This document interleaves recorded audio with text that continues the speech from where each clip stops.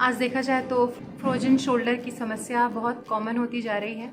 इसमें shoulder joint में बहुत पेन होता है, साथ ही हाथों को ऊपर की ओर ले जाने में, पीछे की ओर ले जाने में दिक्कत होती है। साथ ही हमारी डेली रूटीन की जो एक्टिविटीज़ है वो प्रभावित होती है, जैसे कि बाथिंग, कॉम्बिंग, ड्रेसिंग में बहुत सारी दिक्कत हो जाती है, जिसकी वजह से पेशेंट एक तरीके से डिपेंडेंट हो जाता है दूसरे पर और बहुत पेनफुल सिचुएशंस होती है। तो देखा जाए तो पेनफुल शोल्डर एक कॉमन टर्मिनोलॉजी में हम फ्रोजन शोल्डर कह देते हैं। इस कंडीशन में जनरली पेनफुल शोल्डर होता है और दूसरी कंडीशन होती है एडेसिव कैप्सुलाइटिस। पेनफुल शोल्डर में पूरे शोल्डर जॉइंट में पेन होता है, शोल्डर मूवमेंट्स का रेस्ट्रिक्शन हो जाता है, यानी कि सारे जो मूवमेंट्स हैं वो रेस्ट्रिक्टेड होंगे। इसकी वजह और भी हो सकती है, जैसे कि टेंडिनाइटिस, स्प्रेन या tear of rotator cuff muscles, synovitis of the shoulder joint. तो ये कुछ रीजंस है जिसकी वजह से पेनफुल शोल्डर होता है। साथ ही दूसरा कंडीशन होता है एडेसिव कैप्सुलाइटिस। इसमें जो शोल्डर के कैप्सूल्स होते हैं, स्पेशली एंटीरियर, पोस्टीरियर और इंफीरियर कैप्सूल, इसमें कैप्सूल का इन्फ्लेमेशन हो जाता है, जिसकी वजह से धीरे धीरे कैप्सूल में एडेशन होने लग जाते हैं, इसलिए इसे एडेसिव कैप्सुलाइटिस भी कहते हैं। इसमें थोड़ा थोड़ा पेन होता है शोल्डर में, और पेन की वजह से जब हम और मूवमेंट नहीं करते हैं तो धीरे धीरे उसकी स्टेज बढ़ती है और मूवमेंट में भी रेस्ट्रिक्शन होने लगता है, जिसकी वजह से खासकर हाथ ऊपर ले जाना, पीछे की ओर ले जाना, इसमें बहुत दिक्कत होती है। और भी जो मूवमेंट्स होते हैं शोल्डर जॉइंट के वो रेस्ट्रिक्ट हो जाते हैं। फ्रोजन शोल्डर के कारण भी कुछ है, कुछ डिसीज़ की वजह से भी फ्रोजन शोल्डर डेवलप हो सकता है, जैसे कि कोरोनरी आर्टरी डिसीज़ है, मास्टेक्टमी है, या चेस्ट में कोई टाइप की सर्जरी हुई है तो उसकी वजह से फ्रोजन शोल्डर के चांसेस हैं। साथ ही डायबिटीज़ और ब्लड प्रेशर के जो पेशेंट हैं वो ज़्यादा प्रोन होते हैं ये डेवलप करने में। हमारी सीडेंट्री लाइफ स्टाइल होती है, डेली एक्टिविटीज़ में जब नॉर्मल शोल्डर स्ट्रेचेस नहीं करते हैं तो भी धीरे धीरे जो कैप्सूल है वो टाइट होने लगती है, जिसकी वजह से फ्रोजन शोल्डर के चांसेस हो जाते हैं। मुख्य साइन इसके यही है कि बहुत ही पेनफुल मूवमेंट है और धीरे धीरे स्टिफनेस जो है वो बढ़ती जाएगी। फ्रोजन शोल्डर के ट्रीटमेंट में सबसे ज़्यादा इफेक्टिव फिजियोथेरेपी ही है। जैसे यदि ऑर्थोपेडिक के पास जाते हैं तो आपको कुछ पेन किलर मेडिसिन्स, या फिर और भी बहुत ज़्यादा पेन है तो स्टेरॉइड का इंजेक्शन भी लगाया जाता है, या कुछ कंडीशन में जो बहुत क्रोनिक स्टेज हो जाती है तो सर्जरी भी एडवाइस की जाती है। लेकिन यदि आप प्रॉपर फिजियोथेरेपी लेते हैं तो ये स्टेज नहीं आएगी। आप खुद ही एक्सरसाइज से, स्ट्रेचिंग से आप इसको क्योर कर सकते हैं। अब इसके हम फिजियोथेरेपी ट्रीटमेंट की ओर बढ़ते हैं। सबसे पहले तो क्रायोथेरेपी बहुत ही अच्छा ऑप्शन है इसका। 15 मिनट्स आपको आइस का सेक करना है अपने पेनफुल शोल्डर में। फिर दूसरा ऑप्शन होता है सॉफ्ट टिश्यू रिलीज़, हल्के हाथों से आपको मसाज करना है अपने शोल्डर जॉइंट में। फिजियोथेरेपी में काफ़ी इलेक्ट्रिक मॉडलिटीज़ हैं जिससे हम पेन को रिड्यूस कर सकते हैं विदाउट एनी मेडिसिन। लेकिन यदि जब बहुत पेन है तो आप मेडिसिन भी आप साथ में ले सकते हैं। ये मॉडलिटीज़ है टेंस है, IFT है, अल्ट्रासाउंड है, साथ ही इंफ्रारेड लाइट है, एंड डायथर्मी। इसका बहुत ही अच्छा इफेक्ट होता है। ये प्रॉपर शोल्डर जॉइंट का जो ब्लड सर्कुलेशन है वो बढ़ाता है, फ्लेक्सिबिलिटी को बढ़ाता है, तो ये बहुत ही इफेक्टिव मॉडलिटीज़ हैं।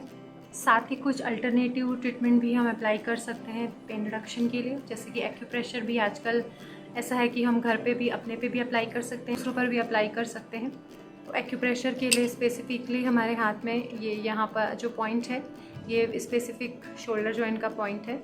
तो यहाँ में सुबह, दोपहर और शाम को दिन में 2-2 मिनट आपको प्रेस करना है। या तो आप थंब से भी कर सकते हैं, या तो आप कुछ जिमी का उपयोग भी कर सकते हैं यहाँ पर प्रेस करने के लिए अपने शोल्डर जॉइंट के पॉइंट को।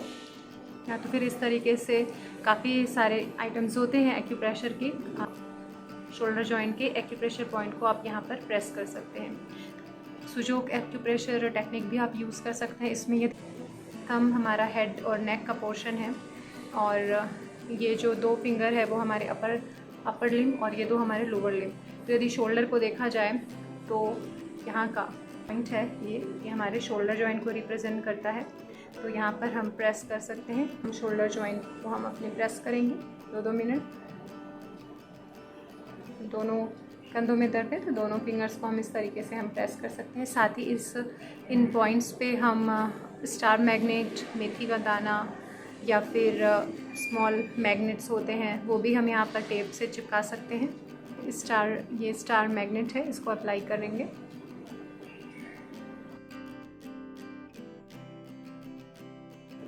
चिपकाकर इसको हम रख लेंगे तथा बीच बीच में इसको हम प्रेस भी करते रहेंगे।